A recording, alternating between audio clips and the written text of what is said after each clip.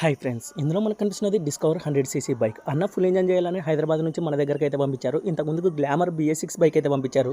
అది full engine చేయాలని అది చేసి అయితే పంపించాము. ఇప్పుడు మళ్ళీ డిస్కవర్ 100cc బైక్ అయితే పంపించారు. ఈ నెలలో డిస్కవర్ బైకులు హైదరాబాద్ నుంచి మనకు రావడం అయితే ఇవి రెండు అయితే వచ్చాయి. రెండు దాంట్లోకి ఫుల్ ఇంజన్ అయితే చేసాము. ఒకటి ఆల్రెడీ నిన్న అయితే ట్రైన్కి అయితే పంపించాము. ఇప్పుడు ఇంకొకటి అయితే చేస్తున్నాం. మీరు అయితే చూడొచ్చు.